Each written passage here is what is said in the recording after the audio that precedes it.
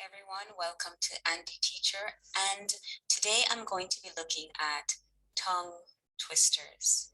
I love tongue twisters. They're fun.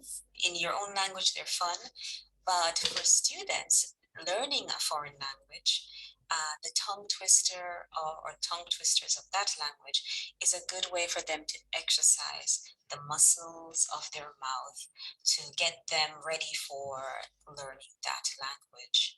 You know, in each language that we speak, our muscles are used, our mouth or vocal muscles are used very differently because of the language we use.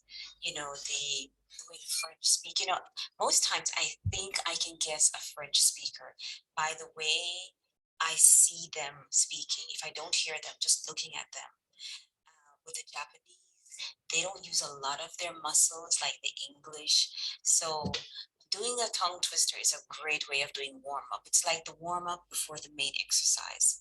So I've decided to look at two tongue twisters. One of them is my favorite, that's a Peter Piper, and the other one I may have some difficulties with, but let's see.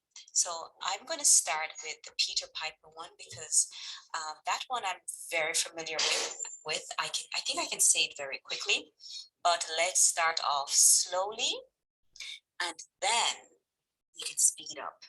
But the point is to say it as fast as possible, but as accurately or clearly as possible. So let's begin. So I'll do it slowly. Okay. Peter Piper picked a peck of pickled peppers. A peck of pickled peppers Peter Piper picked. If Peter Piper picked a peck of pickled peppers, where's the peck of pickled peppers Peter Piper picked? Was that too fast? Let's try again. Peter Piper picked a peck of pickled peppers.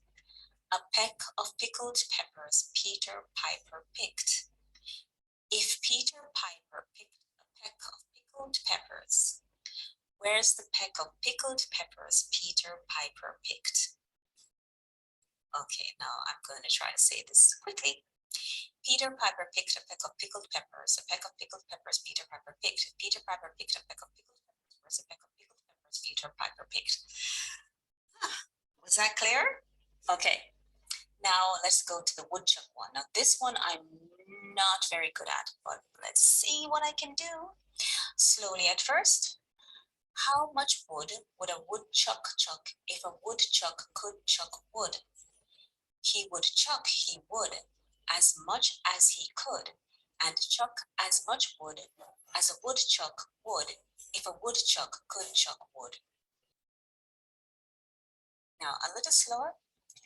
How much wood would a woodchuck chuck if a woodchuck could chuck wood? He would chuck, he would, as much as he could, and chuck as much wood as a woodchuck would if a woodchuck could chuck wood. Okay, let's try this a little faster. How much wood would a woodchuck chuck if a woodchuck could chuck wood? He would chuck, he would chuck. He would chuck, he would as much as he could and chuck as much wood as a woodchuck would if a woodchuck could chuck wood. Oh, okay, let me try that again. So you see, even for native speakers, this is difficult. And this is a little bit difficult for me because it's not one of my more practiced or well-practiced tongue twisters. Okay, how much wood would a woodchuck chuck if a woodchuck could chuck wood? He would chuck, he would, as much as he could, and chuck as much wood as a woodchuck would if a woodchuck could chuck wood. Okay, so there you have it. Two tongue twisters, Peter Piper and Woodchuck. And I'm going to put the words in the description.